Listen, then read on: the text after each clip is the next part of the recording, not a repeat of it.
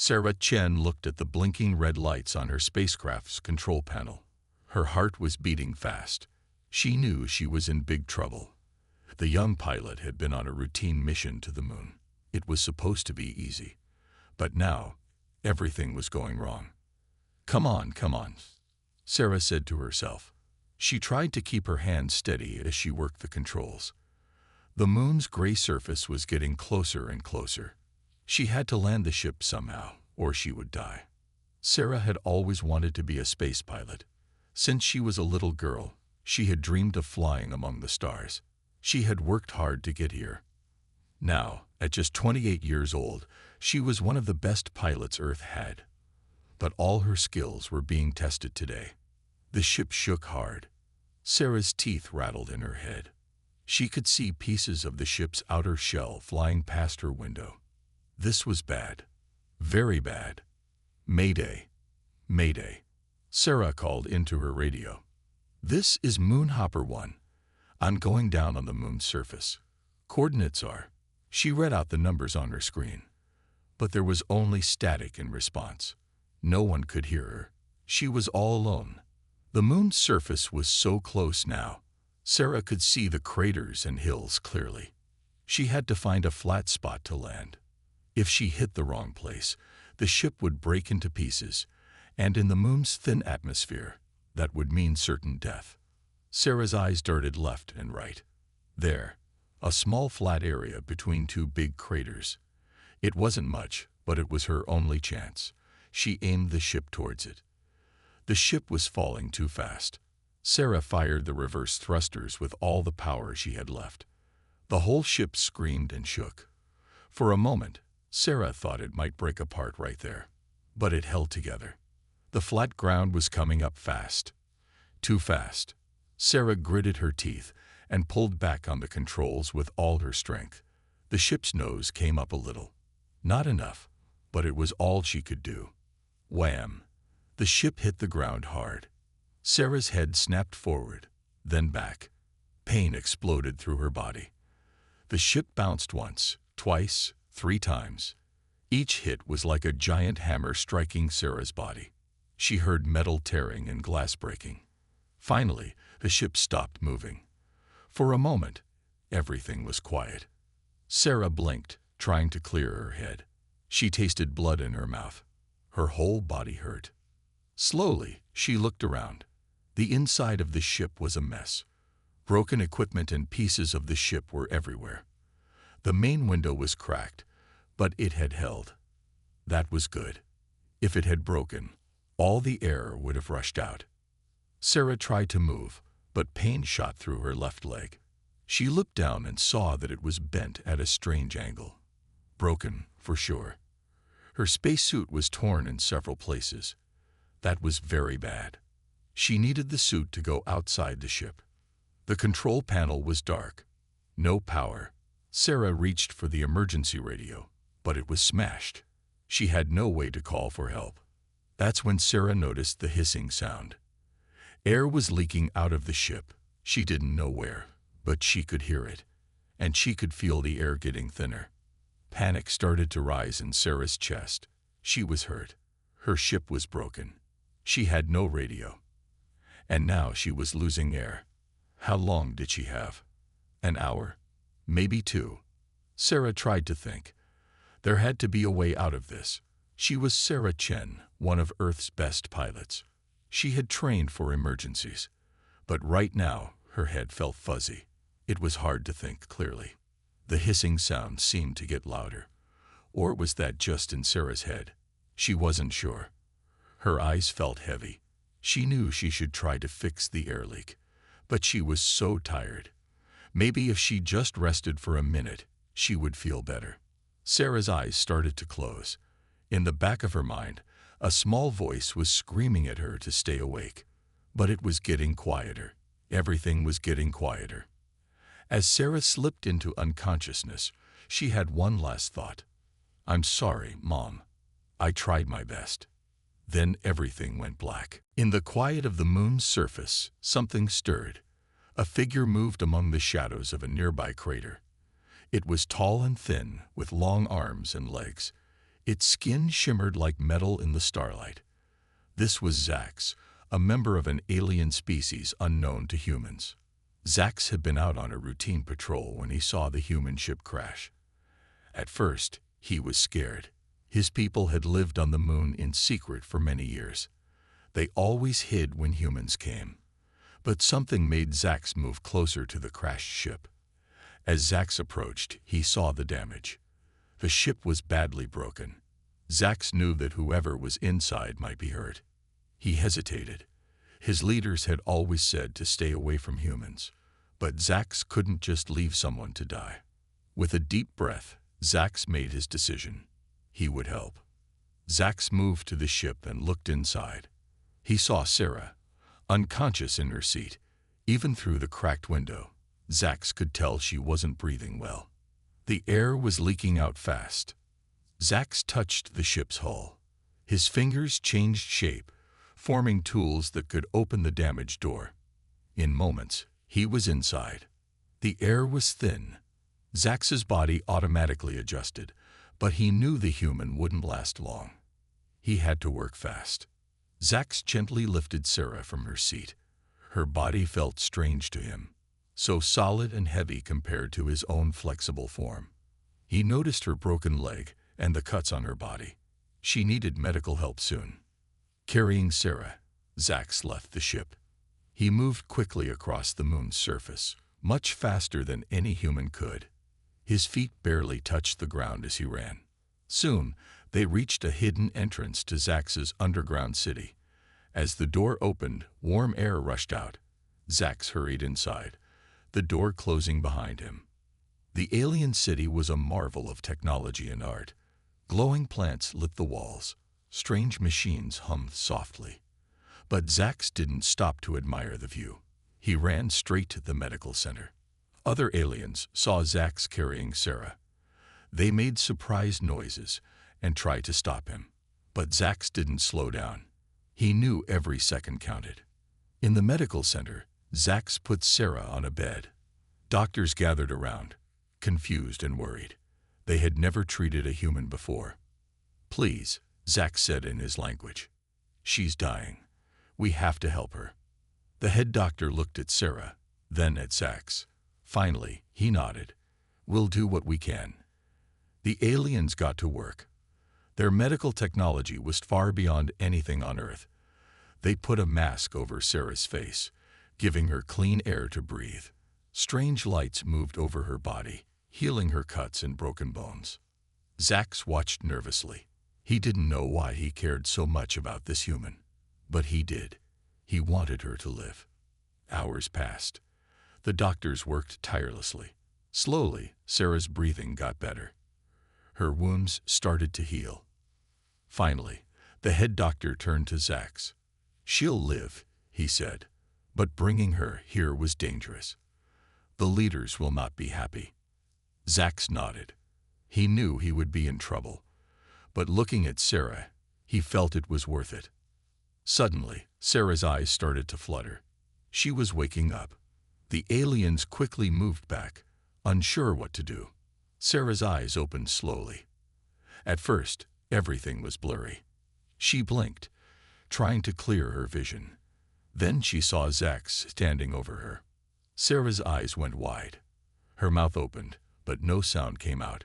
She was face to face with a real alien, and the alien had saved her life. In that moment, both Sarah and Zax knew that everything had changed. Two worlds had just collided, and nothing would ever be the same again. Sarah couldn't believe her eyes. She was looking at a real alien. Her heart was racing. Was this a dream, or had she died in the crash? The alien, Zax, saw the fear in Sarah's eyes. He stepped back and raised his hands to show he meant no harm. "Friend," he said in a strange, musical voice. "Safe." Sarah blinked. The alien could speak English. She tried to sit up, but her body felt weak. "Where am I?" she asked, her voice shaky. Zax pointed to the ground. "Moon," he said. "Our home." Sarah looked around the room. It was like nothing she had ever seen. The walls seemed to glow with a soft light. Strange machines beaked quietly. This was definitely not a human hospital. You saved me?" Sarah asked. Zax nodded. He pointed to himself. "Zax," he said. Then he pointed to Sarah, tilting his head in question. "Sarah," she said. "My name is Sarah." Just then, the door opened. A group of aliens entered, led by one who looked older than the rest. They all stared at Sarah with a mix of curiosity and worry. The older alien spoke to Zax in their language. It sounded like music to Sarah's ears, but Zax seemed upset. He pointed at Sarah and spoke quickly, his voice rising. Sarah wished she could understand. Were they arguing about her? Was she in danger? Finally, the older alien sighed and nodded. He turned to Sarah and spoke in broken English. "Welcome," he said. "I am Elder Crow. You are guest, but must keep secret." Sarah nodded, still overwhelmed. "I won't tell anyone," she promised. "But how long have you been here?" "On the moon." Elder Crow looked at Zax, who translated the question. "Many years," Elder Crow answered. "Before humans come." Sarah's mind was spinning. Aliens had been living on the moon all this time. How had humans never noticed? Over the next few hours, Sarah learned more about Zax's people. They called themselves the Lunari. They had come to the moon thousands of years ago, when their home planet became too hot to live on. The Lunari had built their city deep under the moon's surface. They used advanced technology to create air, water, and food. They had watched humans from afar, always staying hidden. As Sarah talked with Zax and the other Lunari, she was amazed by how different, and yet how similar, they were to humans. They had families, jobs, and hobbies. They laughed and cried. They were curious about the universe. But there were big differences too. The Lunari could change the shape of their bodies. They communicated not just with words, but with colors that flowed across their skin. And their technology was far beyond anything Sarah had ever seen. Sarah told the Lunari about life on Earth. They were fascinated by things like oceans, forests, and animals. These were all new to them. They asked Sarah countless questions about human culture, science, and history. As the hours passed, Sarah felt less afraid and more excited. This was the greatest discovery in human history, and she was right in the middle of it. But a worry nagged at the back of her mind. What would happen when she had to go back to Earth? Would she really be able to keep this secret? Zax seemed to sense her worry. He put a hand on her shoulder. His touch was gentle, almost electric. "Friend," he said again, "we help." Sarah smiled at him. Whatever happened next, she knew this was just the beginning of an amazing adventure. Humans and Lunari had finally met, and the universe would never be the same. Days passed as Sarah recovered in the Lunari city. She was amazed by everything she saw. The Lunari taught her about their advanced technology, and she shared stories about Earth. It felt like a dream. One day, as Sarah was talking with Zax, alarms started blaring throughout the city. Red lights flashed on the walls. Zax's skin changed color, turning a deep blue that Sarah had learned meant fear. "What's happening?" Sarah asked, her heart racing. Zax grabbed her hand. "Come," he said. "Council room. Emergency." They ran through the glowing corridors of the Lunari city. Other aliens rushed past them, all looking worried. Sarah had never seen the calm Lunari so upset. In the council room, Elder Crow and other Lunari leaders were gathered around a large screen. The screen showed a 3D map of space near the moon. Sarah gasped when she saw it. A fleet of strange ships was approaching. They were huge, easily 10 times the size of the largest human spaceships, and they were heading straight for the moon. Elder Crow turned to Sarah. His skin was flashing with colors Sarah didn't understand. "You know these ships?" he asked. Sarah shook her head. "No," she said. "They're not from Earth. I've never seen anything like them." The Lunari leaders talked quickly in their language. Sarah couldn't understand the words, but she could feel their fear. Whatever these ships were, they were bad news. Zax translated for Sarah. Ships from the Gorax, he said. Bad aliens. Very bad. They destroy planets, take resources. Sarah felt a chill run down her spine. Destroy planets, she whispered. But why are they coming here? Elder Crow answered, his voice grim. Moon has rare metals. Gorax want them. We'll destroy everything to get them. Sarah's mind raced. This wasn't just a threat to the Lunari. If these Gorax aliens attacked the moon, Earth would be in danger too. She had to do something. We need to warn Earth, Sarah said. If we work together, maybe we can stop them. The Lunari leaders looked at each other. They had always hidden from humans. Revealing themselves now was a big risk. But the Gorax were an even bigger threat. After a long discussion, Elder Crow nodded. Yes, he said. We contact Earth. But how? Sarah thought for a moment. Then she had an idea. My ship, she said. If we can fix it, I can send a message to Earth. And maybe I can convince them to help us. Zax's skin turned a bright yellow, the color of hope. I help fix ship, he said. Elder Crow agreed. Go, he said. Fix ship, send message. We prepare defenses. Sarah and Zax raced to where her crashed ship lay on the moon's surface. With Lunari technology, they were able to repair it much faster than Sarah thought possible. Soon, the ship's communication system was working again. Sarah took a deep breath and sent a message to Earth. This is Captain Sarah Chen, she said. I'm alive, but we have a big problem. Aliens are real, and some of them are coming to attack us. We need help. Please respond. As Sarah waited for a reply, she looked at Zax. Human and Lunari, working together to save both their peoples. It wasn't how she expected her moon mission to go. But now, the fate of two worlds rested in their hands. The screen on Sarah's ship blinked. A message was coming in from Earth. Sarah and Zax looked at each other, both nervous and hopeful. Whatever happened next would change everything. Sarah's heart was pounding as she waited for Earth's response.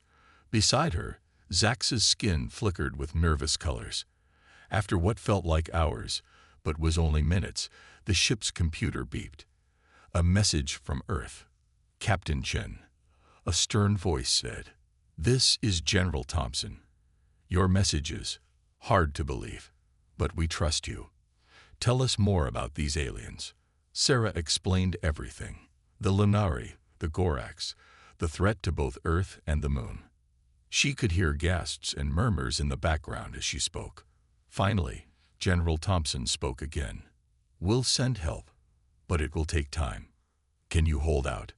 Sarah looked at Zax. He nodded. We'll do our best, sir, Sarah said. But please hurry. As soon as the call ended, Sarah and Zax rushed back to the Lunari city. They had work to do. Over the next few days, the moon became a hive of activity. Lunari scientists worked day and night to improve their defenses. Sarah shared all she knew about Earth's military technology, hoping it would help. Zax took Sarah to see the Lunari space fleet. Their ships were like nothing Sarah had ever seen. They were sleek and silver, almost alive. Beautiful, Sarah whispered. Zax's skin glowed with pride. Fast too, he said, but not strong enough for Gorax. Need your help. Sarah nodded. She might not be a scientist, but she was one of Earth's best pilots. Let's make them stronger, she said. Together, Sarah and Zax worked on upgrading the Lunari ships. Sarah suggested adding armor in key places, like Earth's fighters had. Zax showed her how to improve the engines using Lunari tech. As they worked, Sarah and Zax grew closer. They shared stories about their lives, their hopes, their fears. Despite being from different worlds, they found they had a lot in common. One day, as they were testing a newly upgraded ship, Zax turned to Sarah. Why you help us? He asked. Could have gone back to Earth. Safe there. Sarah thought for a moment. Because it's the right thing to do, she said. And because you're my friends now. My home. Zax's skin turned a warm golden color, happiness and affection. He put a hand on Sarah's shoulder. No words were needed. Meanwhile, in another part of the city, Elder Crow was overseeing the preparation of their secret weapon. It was a massive cannon, built deep into the moon's core. It could shoot a beam of energy powerful enough to destroy a large ship, but it could only be fired once before needing to recharge. Our last resort, Elder Crow told Sarah when she saw it. Use only if all else fails. As the days passed, the mood in the city grew tense. The Gorax ships were getting closer. Earth's help was still far away. Everyone knew the Lunari and Sarah would have to face the first attack alone. The night before the Gorax were expected to arrive, Sarah couldn't sleep. She walked through the quiet city, thinking about everything that had happened. A month ago, she was just a normal human pilot. Now she was preparing to fight aliens to save 2 worlds. She found Zax in the ship hangar, making last-minute checks. He looked up as she approached. "Scared?" he asked. Sarah nodded. "A little," she admitted, "but ready too." Zax's skin shimmered with determination. "Together," he said. "We fight together." Sarah smiled. She held out her hand, and Zax took it. Human and Lunari, united against a common enemy. As they stood there, alarms began to blare throughout the city. On the big screen in the hangar, they could see the Gorax ships entering the moon's orbit. The battle for Earth and the moon was about to begin. The alarms blared through the Lunari city. Sarah and Zax sprinted to their ships. All around them, Lunari pilots were doing the same. The hangar was a blur of activity and flashing lights. Sarah climbed into the cockpit of her ship. It was a mix of human and Lunari tech now. She hoped it would be enough. Zax's voice came through her headset. "Ready?" he asked. "Ready," Sarah replied, her voice steady despite her racing heart. The hangar doors opened, revealing the star-filled sky. Sarah took a deep breath and launched her ship. Zax and the other Lunari pilots followed close behind. As they left the moon's surface, Sarah gasped. The Gorax fleet was massive. Huge, dark ships filled the sky, blocking out the stars. For a moment, Sarah felt a wave of fear. How could they possibly win? But then she remembered everything they were fighting for. Earth, the moon, the Lunari, Zax. She gripped her controls tighter. "Let's do this," she said. The Lunari ships spread out in formation. Sarah and Zax led the charge. As they got closer to the Gorax fleet, massive energy beams shot out from the enemy ships. Evasive maneuvers. Sarah yelled. She rolled her ship to the side, narrowly avoiding a beam.